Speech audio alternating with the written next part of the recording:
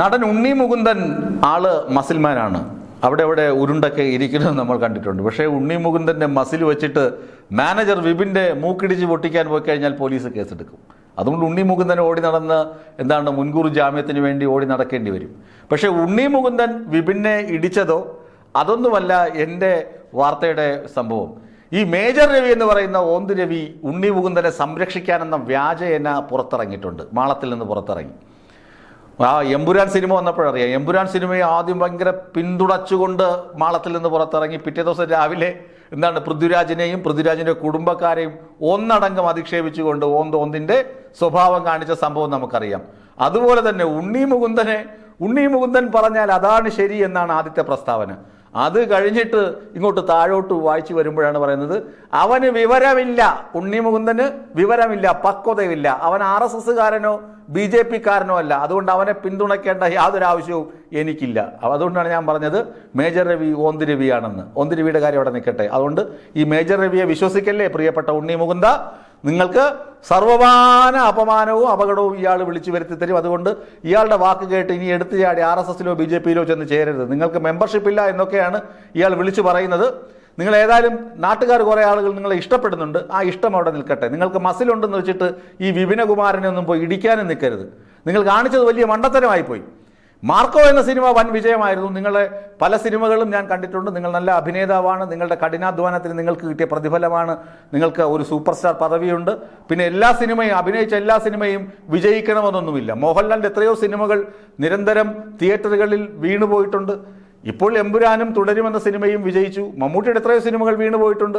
എല്ലാ സിനിമകളും വിജയിക്കണമെന്ന വാശിയൊന്നും പിടിച്ചിട്ട് കാര്യമില്ല. ഇപ്പോൾ നിങ്ങളുടെ ഒരു സിനിമ വിജയിച്ചു, അത് ഗെറ്റ് സെറ്റ് ബേബി എന്ന സിനിമ പൊട്ടി.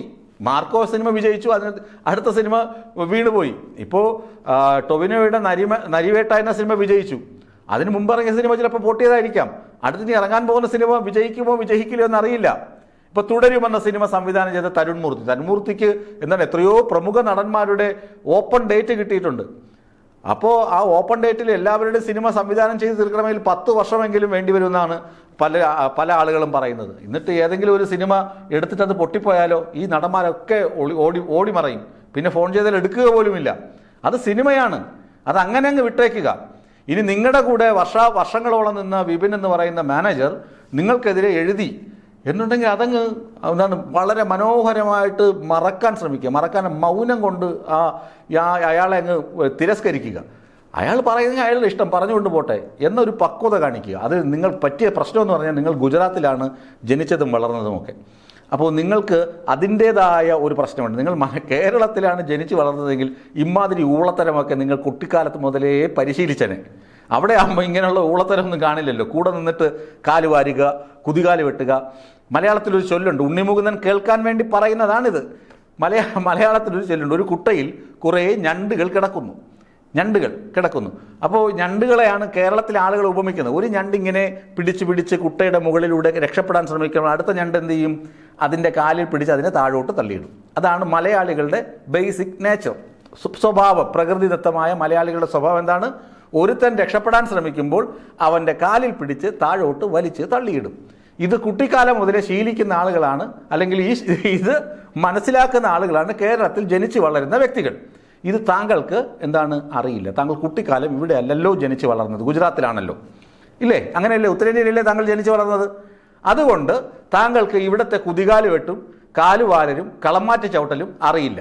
അതാണ് താങ്കൾക്ക് പ്രശ്നമായി തീർന്നത്. താങ്കൾക്ക് നേരെ പോ മാത്രമേ അറിയാവൂ എന്നാണ് ഞാൻ മനസ്സിലാക്കുന്നത്. അതോ ഇനി താങ്കൾക്ക് വേറെ എന്തെങ്കിലും ഗുണ്ടാപ്പണിയോ അണ്ടർഗ്രൗണ്ട് ഏർപ്പാടോ അറിയാമോ എന്നും എനിക്കറിയില്ല. ഏതായാലും താങ്കൾ കാണിച്ച മണ്ടത്തരം ഈ നരിവേട്ട എന്ന സിനിമയെക്കുറിച്ച് വിപിൻ, നിങ്ങളുടെ മാനേജറുടെ പേര് ഞാൻ അങ്ങനെ വിളിക്കുന്നേ ഉള്ളൂ, അയാൾ എന്തോ ആവട്ടെ, അയാൾ അങ്ങനെ എഴുതി എന്ന് പറഞ്ഞ ഉടനെ അയാളുടെ ഫ്ലാറ്റിലോട്ട് പോയി. ഒന്നാമത്തെ തെറ്റ്, ഭവന ഭേദനം എന്ന് പറയും. വീട്ടിലേക്ക് ഇടിച്ചു കയറി ചെല്ലുക.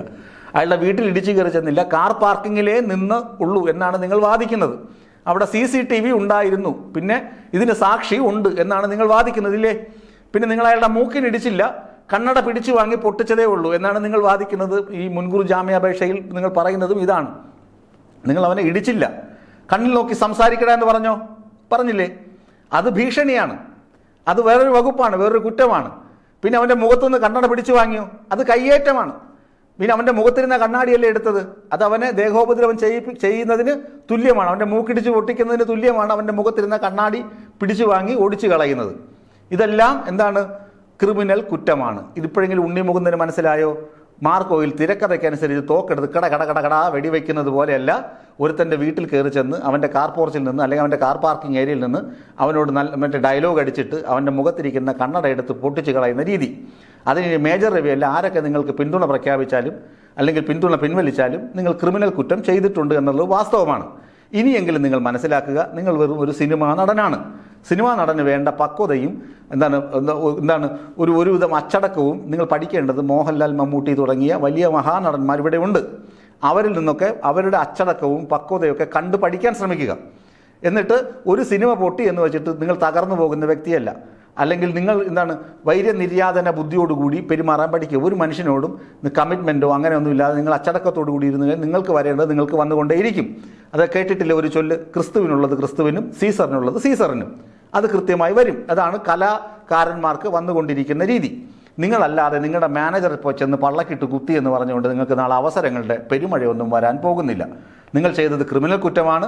ഈ ഓന്തിരവിയുടെ വാക്ക് കേട്ട് ഇനി എടുത്തു ചാടാതിരിക്കുക. തുള്ളിച്ചാടി കളിച്ചു കഴിഞ്ഞാൽ ഇയാൾ പറഞ്ഞത് കേട്ടല്ലോ, നിങ്ങൾ BJP-കാരനല്ല, അതുകൊണ്ട് പാർട്ടി നിങ്ങളെ സംരക്ഷിക്കില്ല. നിങ്ങൾ RSS-കാരനല്ല, അതുകൊണ്ട് സംഘം നിങ്ങളെ സംരക്ഷിക്കില്ല.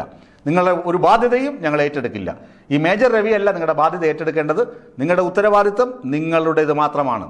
നിങ്ങളുടെ ജീവിതം നിങ്ങളുടെ കയ്യിൽ മാത്രമാണ്. അതുകൊണ്ട് ജാഗ്രത പാലിക്കേണ്ട നിങ്ങളാണ്. നിങ്ങളൊരു നടനാണ്, നിങ്ങളെ മലയാളികൾ ഇഷ്ടപ്പെടുന്നുണ്ട്. അതുകൊണ്ട് ഇങ്ങനെയുള്ള വിപിനകുമാരന്മാരെ കയറി ചെന്ന് ഇടിക്കാനും അയാളുടെ കണ്ണട ഇടിച്ച് പൊട്ടിക്കാനും ഒന്നും നിൽക്കാതെ അച്ചടക്കത്തോടെ നിന്ന് കഴിഞ്ഞാൽ നിങ്ങൾക്ക് കുറേ കാലം കൂടി വെള്ളിത്തിരയിൽ മലയാളത്തിൻ്റെ ഈ സിൽവർ സ്ക്രീനിൽ തിളങ്ങാൻ പറ്റും എന്നുള്ളതാണ് വാസ്തവം.